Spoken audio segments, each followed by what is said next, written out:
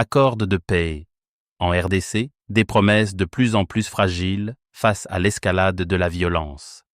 Horrifié par un rapport accablant du Haut-Commissaire aux droits de l'homme de l'ONU documentant le massacre de 319 civils, dont 48 femmes et 19 enfants, perpétré entre le 9 et le 21 juillet dans le territoire de Rutshuru au Nord Kivu. Je dénonce une violence féroce qui continue de frapper le peuple congolais en plein processus de paix. Attribué aux rebelles de l'Alliance Fleuve Congo M23, soutenus par le Rwanda et aux forces de défense rwandaises, ces actes odieux ne sont pas des anomalies isolées, mais le symptôme d'un conflit qui défie toutes les tentatives de résolution.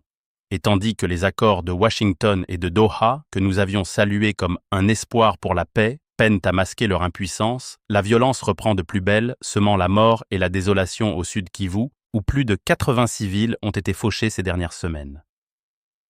L'accord de Washington, signé le 27 juin 2025 entre Kinshasa et Kigali sous médiation américaine, promettait une coordination sécuritaire pour enrayer les hostilités.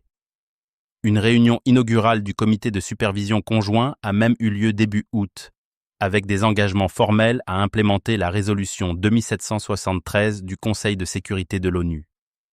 De son côté, la déclaration de principe de Doha, conclue le 19 juillet entre la RDC et l'AFC M23, fixait un calendrier ambitieux, reprise des pourparlers au plus tard le 8 août en vue d'un accord global le 17 août. Pourtant, au 12 août 2025, ces dates butoirs sont passées comme des mirages dans le désert sécuritaire congolais. La diplomatie, quant à elle, se tait alors que les dernières nouvelles sur l'intense coopération militaire entre le Qatar, médiateur dans le conflit RDC et Rwanda, et le Rwanda, nous étonnent et nous inquiètent. Aucune reprise significative des négociations n'a été rapportée et les mesures de confiance, cessez-le-feu permanent, désengagement des forces, restent lettre morte.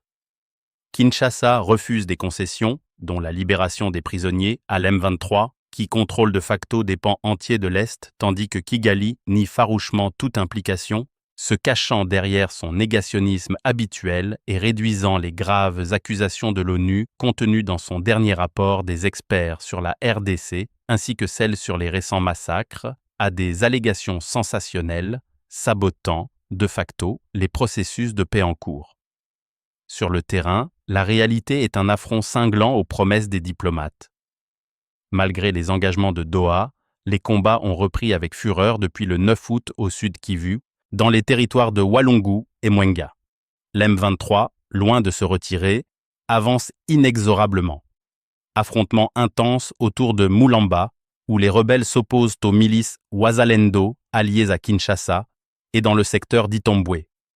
Ces clashs ont déjà coûté la vie à des dizaines de civils, portant le bilan à plus de 80 morts dans des attaques liées depuis début août. Au nord Kivu, les échos du massacre de juillet résonnent encore, avec 319 vies arrachées en à peine 2 semaines, un des bilans les plus effroyables documentés par l'ONU depuis l'escalade du conflit. Ces atrocités ne sont pas des accidents.